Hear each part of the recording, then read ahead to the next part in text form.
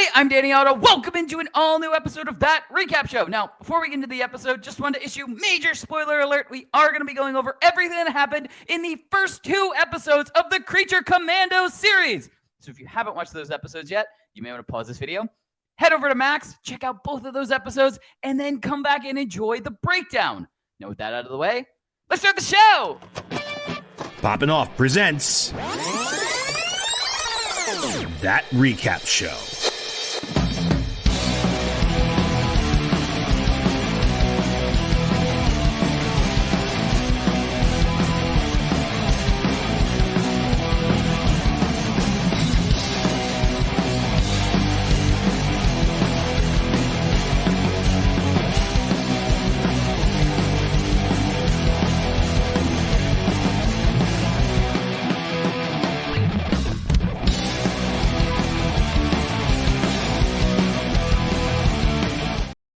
All right, join in with me to break down everything from the first 2 episodes of the Creature Commandos. It's Jon Jon Rico. Hello. Hi. Hey. You don't have any clever thing to say associated with? No, Creature sorry. Commandos? No, nothing. Got nothing for you. You just start peeing like Weasel or something. Oh no. I'm good. I'm gonna, I'm playing a Red Flag Senior. Cool. So I mean, obviously, we kind of knew this was gonna have like an adult feel to the cartoon, in there. But what I didn't expect was that it was gonna be so close to another series that I really, really do enjoy, which is Archer. Are we not saying phrasing anymore? Which, that's fine, whatever, but if we're doing a new thing and nobody told me, that I'd have a problem with. And so, to me, watching these first 2 episodes, it was like, this is Archer crossed with the Suicide Squad. That's what it is. It's just sarcasm mixed with some action, mixed with some, fights. You know what I mean? It just has that Archer feel and I mean that in the best way possible. I am very excited. Oh, Archer's great, yeah. Yeah. I mean that in the best way possible. After the first 2 episodes, I have very high hopes for the rest of this series. I really enjoyed them. But Rico, what were some of your instant reactions for the first episode? Yeah, I love that this is the series that we're getting to really kickstart the DCU, of all things. It's such an out there kind of a project with some pretty they're known characters, but not exactly well known, I would imagine. But it's exactly it's right up James Gunn's alley, I think, which I think is perfect. A collection of these unique, morally flexible characters who all have some kind of twisted backstories on their own. I'm really looking forward to diving in here and all these episodes. But yeah, this was pretty much a concept that Gunn had before he actually took over as the DCU stuff. Even well before that, he written basically a script that he was going to do, and then when he actually took over, he goes, perfect, I have a chance to do this now, and he got to do it the way he wanted to do it, which is fantastic. Yeah, I love the animation style. The art style is really cool. And of course we have a great voice cast too, for was really awesome actors who hopefully we'll get to see in a live action form someday. With just based off the impressions that they made in these first 2 episodes, I'm already excited to see what more we're gonna get from them, and also what more in the DCU we can get with some of these characters beyond this. So yeah, a really strong start overall, and yeah, it's almost I wasn't sure what the tone of it was gonna be. But given that they've done shows like Harley Quinn, for example, I knew it wasn't gonna be afraid to go there in certain levels, and I'm really glad that right away we're kind of setting a really cool tone for the overall DCU as a whole. Yeah, I totally agree. I mean, look, everything that James Gunn has done has been this ensemble cast, and has been kind of exactly the same thing. Nobody really knew the Guardians of the Galaxy before we got the movie of them. I especially I knew nothing about them. I took that chance. I went to the theaters, opening weekend to see the very first Guardians of the Galaxy, and was fucking blown away. So if anyone was gonna do something like this with lesser known DC characters, it's the kind of it's the same thing. Like, you know what I mean? Like, he knows how to kind of make characters that are, less popular interesting in their own way, and work together type of thing, like, so that you can kind of make something greater as a whole with all of these, less popular characters type of thing, or less known characters. I don't know, less popular, less known characters, I guess it's the best way to kind of say that. But yeah, I think the whole thing is that, like, if you have a major, a group that a lot of people really know and they really love, that it puts a certain expectation on it. And I think when he chooses these kind of, like, I wouldn't say like kind of D level or C level kind of characters, but like, again, the lesser known compared to, right. like, the Justice Leagues and the Avengers and stuff like that. But that it allows him to focus more on just telling a strong story to make people care about them, and then we end up getting the products that we do. Even his take on the Suicide Squad is a massive improvement upon the first one that we got a few years before that. So yeah, the way he's able to collect these kind of like not even just like lesser known characters, but they're also like really wild personalities as well. They're not exactly like just normal people at the same time. So yeah, he gets to play. He has a really fun sandbox when it comes to all these characters, and this is just another great example, because even in this one, we have actually a couple known characters when it comes to Eric Frankenstein and the Bride. Like, these characters are rooted in cinema history, going back to like what, the 20s, or even probably before that, right? So so yeah, it's fun to kind of see that kind of certain spin on that, and the fact that we're getting into this like established world within the DC. We're not just watching like the origins of all this stuff coming. That they're already there, it's already happening, and now we're just in the middle of it, and like, what's the story that's going to happen from there? So yeah, it's really cool. Yeah, definitely. I totally agree. You want to get to some big takeaways? Yeah, let's do it. Awesome. All right, why don't you kick off big takeaways for episode 1? Yeah, so I think right off the bat, the things I'm already noticing with this group of characters is, well, first of all, I love that we're getting like these character driven like kind of stories first off, and this is basically like our team introduction, but also really focusing on Rick Flag Senior. I would say overall, getting to know him as kind of like our straight man who's got to lead this group of wild monsters and creatures that are not necessarily human to the eyes of Waller, I would say. But right off the bat, I think the couple of the characters I'm already intrigued by or are already loving are GI Robot right away. I think is just someone who's just like, every time he's on screen, I'm laughing. And his willingness to go kill Nazis in any shape or form is just super hilarious to me. And even watching him interact with other characters is really fun too. The way they all react to him is it's really funny. But the other one to me is also Dr. Phosphorus, who I think is just he seems like a lot of the comedic relief on top of a GI Robot as well. But the fact that he's actually got like a more of a conscious brain to kind of interact with people, it just makes them they're clearly the wild card characters of like the group, along with Weasel. And so like you've got them, and then you got like the more straight laced characters like the Bride and Rick and all them. So I like that we got like a really nice balance of like crazy and then also like talented and capable too. But they're also, I'm sure, pretty capable as well. Like, I love the one scene when they're talking about Weasel. Like, yeah, he killed all these kids or something like that, but he hasn't really acted out in a while, so we don't really just don't bring like a school bus around. Like, just the way they talk about them is just really super funny. And yeah, it just adds to this fun, the whole James Gunn taste, right? These wild card characters that at any moment we can see them snap and do some pretty crazy shit, but at the same time, we're probably gonna see some stories behind them that are gonna make us grow and attached to them as well. Yeah, and the fact that Dr. Phosphorus is voiced by Alan Tudyk. Alan Tudyk, yeah. Oh, the great perfect. Alan Tudyk, Yeah, it's perfect. Yeah, and he's gonna be voicing Clayface in this series, and he voiced Clayface in the Harley Quinn series as well. So I like that we're kind of connecting that thread. He's a great actor just to bring into these kind of series in general too. So hopefully they bring him in more just not just a voice role later on. Yeah.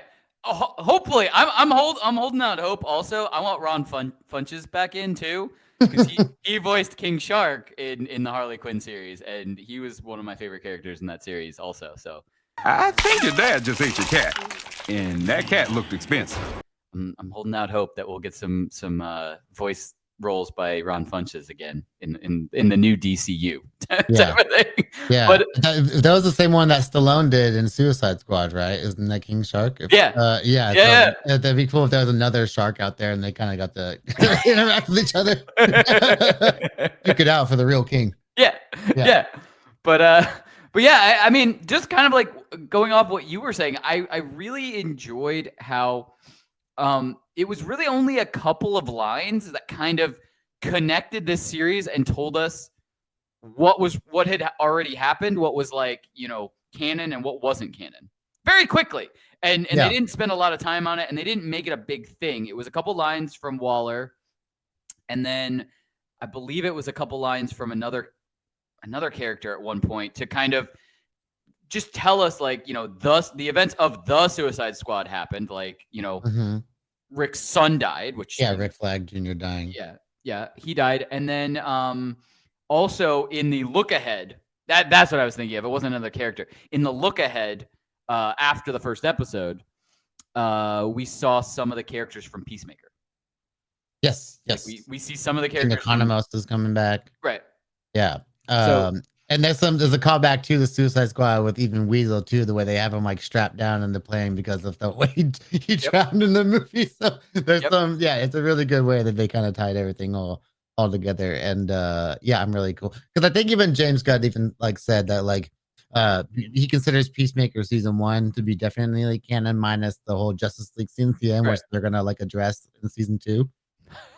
But even then, like I don't even think he like directly said that Suicide Squad was also also canon, but also the fact that like those events would be like addressed as happening. So even if like they didn't happen in this universe, they probably happened a similar way in this universe as well. Which is like we still have a visual representation of in our eyes of what could happen even if it's not canon, but it's probably still happened the same way, which is really cool. Yeah, exactly. Like it's this way of being transparent about it. Exactly. But like I said, I really enjoyed that, and that's why I kind of wanted to push it a little bit for takeaways, is because they didn't spend a long time on it. We didn't get this whole elaborate episode on it type of thing, but it was just a couple of lines here and there, and obviously future things that are going to happen with other characters being pulled in. Like I said, a couple of characters from Peacemaker are going to make appearances throughout the series at some point. Yeah. And that was just like you said, it was a very quick, transparent way to kind of tell us, what is canon / what is not canon type of thing, with this series being kind of, like you said, the first project that's really kicking off this new universe type of thing. So it's kind of good that they, had that. I enjoyed them having that little piece there. So yeah, absolutely. But you want to get to kind of like quick reactions to episode 2? Yeah, let's do it. I'm getting spoiled because we just did Skeleton Crew and we had the 2-episode premiere. Now we've got Creature Commando 2-episode premiere, and then even at the end of the month, we're gonna have the entire What If series. The daily episods coming back. Daily episodes. We're just getting spoiled. It's gonna feel weird only having one episode of things like this. Like, but yeah, kicking it right off. Episode 2, I thought perfect follow up for episode 1. One thing I definitely, really, I was expecting it with James Gunn, having such a big part of this, the music being something cool in the series and stuff, because he's always had, a very good way about, adding music to whatever he's been a part of. Like, you know what I mean? He writes it into his scripts. Like, exactly. Yeah, which is really great. I love that about his whole directing style and writing style. Right. And being fully transparent, this is a band that I knew already. And we were literally listening to pronunciations of the band name. Yeah, you were. Gorgo Modello. Yeah. But yeah, Wanderlust King was I can't remember what it was associated with. That's a song by them that I really know. And then the second biggest song that I know from them, which was actually in the second episode, was Start Wearing Purple. I know, like I was telling you, when I was listening to episode 1, or when I was watching episode 1, I was listening to the music and I was going, I'm pretty sure it's them. It's actually playing in my ear right now. Oh, really? Yeah. And then and then during episode 2, when Start Wearing Purple, like I said, that's probably the second song that I know by them after Wanderlust King. As soon as that started playing, I was like, that solidifies it. I know it's this band. Oh, dude, he's got crazy music taste when it comes to like these kind of bands and stuff too. Yeah, it's crazy. Yeah. Yeah, but yeah, I like that he just, created a whole Spotify playlist already. There's a Creature Commandos official playlist by James nice. Gunn already up, so that's pretty cool. I'm sure it's going to be added to as the episodes come out. Yeah, hopefully. Yeah. As of right now, it'd just be all Gorgo It's Bordello, fantastic. right? Like I It's got think, like 9 songs on it for all the songs he put on there. So yeah, it's like the fact that he's got already got this stuff up here is pretty good. There's a couple Go Bordello. Is that it? yeah, Yeah, that's the second song on there. American Wedding by them as well. There's 3 songs. Wait, there's a bunch of them on there. Holy yeah. crap! The first 2 episodes, I think, was 1, primarily 2, them. They were 3. even There's 4 in. songs by them in here. They were in the second episode. Yeah. Oh, that's right. They were the band that was Yeah, featured in it. they were. Okay. That Yeah. was Yeah. them. I was wondering who that band was. Yeah. Yeah, that was them. But Okay, cool. I think primarily their music was what was the soundtrack of the first 2 episodes. Like I Sweet. did not hear really a different band other than them in the first 2 episodes. But yeah, I've never heard of any of these bands around here. It's crazy. oh, very cool. Yeah, that's definitely going to be something that I'm going to look forward to each new episode too. Just kind of seeing what music is woven into the episode and stuff like that. Like, just like with all the Guardians movies and other projects that James Gunn has been working on, like that's going to be something that I'm interested every episode in kind of. Another DC show that actually did really great job with the music recently is The Penguin, and I know James Gunn didn't directly work on that, but the way they used 80s music throughout that show was really fantastic. And yeah, some of these shows coming up, like the Lantern series and stuff like that, I'm really excited to see like what the music is going to be like and stuff. Yeah, definitely. But what were some of your instant reactions for episode 2? Yeah, I thought this was a really solid episode because now we have the team together and we can kind of it's another character focused story too, which I think is great. I think like all these episodes are going to be focused on one member of the team in some form or another. And this was more of like the bride's episode, because if the first episode is really just like introducing us to the team and really telling us more about Rick Flag and like his history and stuff like that. And also keeping him as more of like the middleman in this episode as well. You still go back to him and the stuff with the princess, which is really funny to kind of watch those two go back and forth. But yeah, getting this whole backstory on the bride was really, really great. Indira Varma is really great as the voice of the bride. She's best known to me from Game of Thrones. She's from that, and she was also recently on Kenobi as one who was helping out Kenobi in the show as well. Really great actress. But yeah, I'm enjoying like how one the action in the show is just really really kind of cool. And I'm really enjoying that part. But again, like you said, the music and stuff like that. But yeah, getting to these really deep backstories when it comes to each of these characters is really cool, and I like the way they're intertwined between like present day and then going back into flashbacks according to how the character's story is happening within the current like day. Like she's on that kind of like I don't know, little side mission with the fish girl. I wish I remember her actual I like can't name. remember. I'm sure as the show goes on, I'm going to be more familiar with the names. But right. I really like the stuff between them, of course. But the way certain things would be triggered and into her like thinking about her past and the spin. I don't know the actual like story of the Bride of Frankenstein. I imagine that she was created to be an actual bride of the monster. Yeah. But the spin on like her origin of like the way that the actual doctor got with her and stuff like that, and how like Eric Frankenstein was just kind of forced to like be like a cuck basically. It's pretty. It was a really funny spin and a dark spin, but like it totally plays into the character dynamic and it makes for some really funny stuff. And yeah, I thought it was a really solid episode. And again, I'm just looking for more of these characters. Yeah, absolutely. And that leads perfectly into kind of my takeaway for episode 2. So you want to get to some big takeaways? Mm-hmm. Awesome. All right. I'm going to kick off big takeaways because, like I said, that leads perfectly in. I loved the montage of the bride and Frankenstein fighting really cool. through the time periods and everything. Yeah. Like he's basically just stalking her through time. Yeah. Like that is it. He's just stalking her through time. He's a man who feels like he was done wrong, and like she's like, I'm just letting me live my life. Yeah, just leave me the fuck alone. Like, yeah.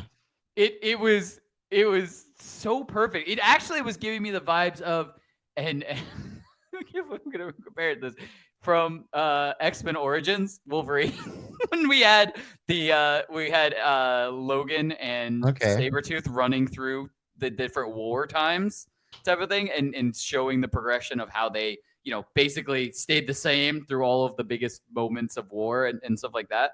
But that's kind of It's a dotted line connection. It's not an exact one-for-one reference type of thing, but it just made me kind of think of that because I just liked how they did. It was like 3 to 5 seconds per time period, but it was just seeing different eras and then fighting and then seeing how it reacted. Like it went from like the 1800s to like the 1960s. It was just really cool. I really enjoyed that whole thing to not only to convey, that they're basically immortal going through time, but to convey like, how much of like a stalker.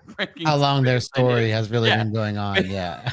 And we're really just in the middle of it. It's not something just starting off. Exactly. And now he knows where she is again. So like obviously he's gonna come into like Frankenstein's gonna come into play, who is voiced by David Harbour. David Harbour, yeah. That's I think that's the one that James Gunn said that he would love to see David Harbour come into this as like a live action version. I think that he would be awesome to watch in that. Incredible. Yeah, absolutely. That would be awesome. But Rico, what were some of your big takeaways for episode 2? Yeah, it's funny you mentioned the X-Men Origins scene because the first thing I kind of thought of was actually a more recent one is Agatha all along. The way that she traveled through time doing her Witches Road thing. And I thought that it's kind of the same feel to all of it, right? The way you're showing these characters who have lived through such a long amount of time that in the way you pass that time, it's just really cool. Style changes and montage and stuff. And there's some really cool way of doing it. And I like the way they would like transition to like Frankenstein getting punched in the face from one like era to another or something like that. It was just the way they switch from one frame to the next is really, really fun. Which kind of leads into mine too, which the action in this show I think is off to a really great start. Some of the action scenes have been really fun to watch, whether it was Rick Flag and Dr. Phosphorus, I believe when they kind of went a little head to head there for a little second. Seeing how a guy like Rick Flag Sr. would go up against a guy who's as dangerous as Dr. Phosphorus was actually really cool.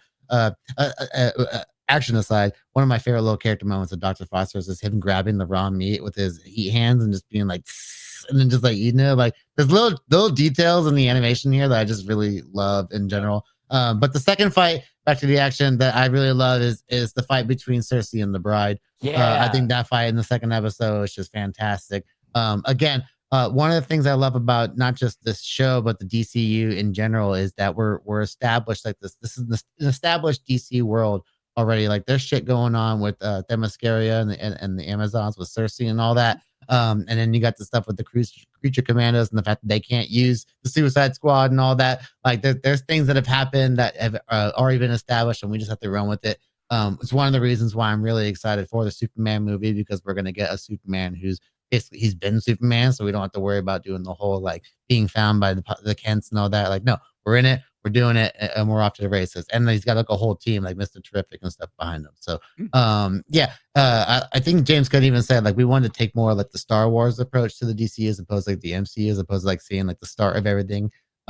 Like Star Wars starts in the middle of a story, and we're just like off from there. So I like that we're kind of doing the same thing with the DCU and seeing what bigger story can be built off of that from here, and where these characters can go and stuff like that. But yeah, the fight between Cersei and the Bride was just really fantastic, and the way that just kind of ends with the Bride basically she got her ass kicked too. She got some good punches. She got her licks in too, but they beat the living hell out of each other, and they did a great job displaying it. And I'm just kudos to the art department, to the animators for just creating some really great action. Because when it comes to this, and then X-Men '97, like the comic book action in the animated department has been fantastic. Oh, absolutely. You forgot to mention my favorite part of that fight is the end when the Bride and the fish woman are laying on the ground after they've both been beat, and the Bride turns her and goes, "I'm sorry," and the fish woman goes, "Go fuck yourself." Yeah, how about when she kicks her in the freaking mix section and like right in the diamond shatters? I'm like, what is that? Like kicking somebody in the cup? Like what? Like what's that supposed to signify? Like there's some really funny action moments. There's some really great just like hardcore action moments. Like you're just like, ooh, that looks like it hurt. But yeah, just really, really, really well done. Yeah, absolutely. I totally agree. You want to get to some predictions? Yeah, let's do it. Awesome. All right. Why don't you kick off predictions? I'm not really sure where to go next, but definitely you first. Yeah, I think if we're following like this kind of formula here, I imagine like these episodes are all going to be focusing on a singular character. So I guess I'm just looking forward to see who the next one is. That's going to have like their backstory told to us and how that's going to affect me one way or another about that character after I see it. I imagine it's going to make me become more sympathetic towards them, or maybe it'll make me hate them more because some of them seem like they're very morally flexible, and I'm not sure how to feel about them yet.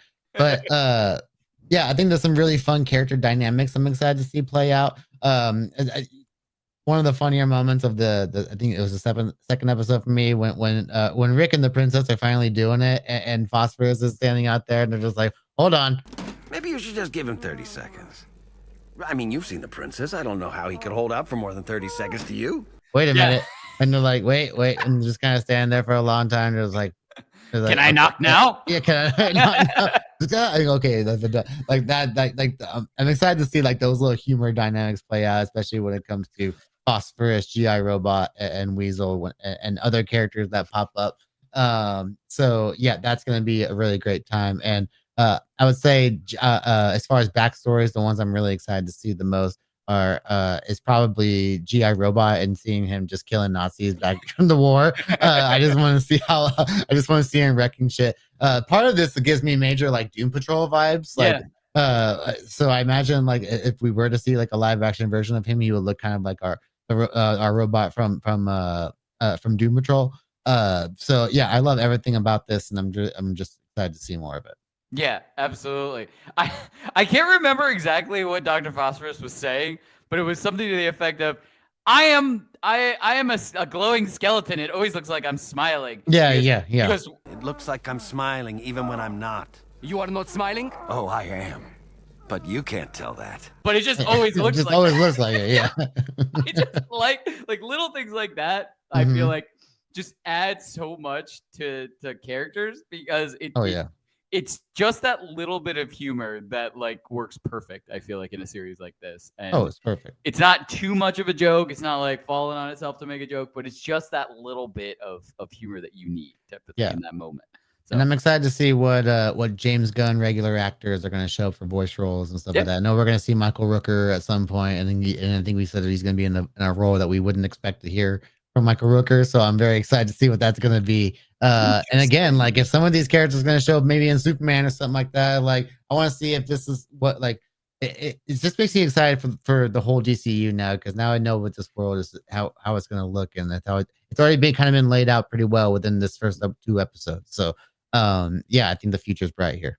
Yeah, absolutely. And as far as predictions for me, I mean, I'm here for the ride. I think it's going to be a lot of fun.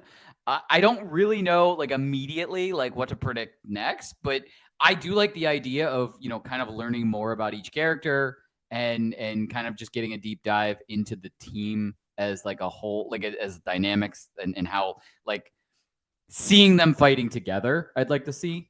Yeah. In the coming episodes and stuff like that. But yeah, I mean, as far as predictions, there's not like a big mystery right now. Like, I mean, the princess and like her whole family feels like there's something else going on there that I feel like is going to be uncovered. The ways that she comes on so strongly to Rick, I feel like just makes me not want to trust her already. Like, well, that just reminded me. She's not listening to anything he's like. She's like, come on, I don't want to do this. And she's just, no, we're doing this. Like, it's very, very like aggressive. And I'm also thinking like she's doing this to throw him off and distract him, I think, in some form. And I don't even know what's going on with their mother. Like, is she even still alive? Like, that thing was like the old lady at the is table. That her grandmother? Was it mother or grandmother? I can't even remember. Grandmother. Yeah, I was one of them. But like, what's going on here? It's crazy. Like, there's something going on with this family, and I think that's definitely going to be something that's going to be uncovered as the episodes come out too. Yeah, the whole thing with Princess and Rick, that is what really solidified it for me that they were like similar to Archer. Because there is definitely an episode in Archer where like it's very similar to that. Yeah, it's crazy. But yeah, I'm here for the whole thing. I can't wait for episode 3. I can't wait for the rest of the season. It's a lot of fun. But as we always say, that's what we think. Let us know in the comments below. What did you think of the first 2 episodes of Creature Commandos? And what are you looking forward to, I guess, from this series? Are you just looking for like, an overall expansion of this team and finding out like their dynamics individually and how they're going to work as a team? Are you looking for something bigger for this to kind of, because this is kicking off, just like we've said, kicking off the entire DCU. So are you looking for like this to kind of give more hints at how this is going to go into the universe as a whole? There are no wrong answers. Let us know in the comments below. And as always, don't forget, like, subscribe, and turn on notifications to hear about all of our latest audio and video podcast releases. Bye, everybody! Popping Off presents That Recap Show.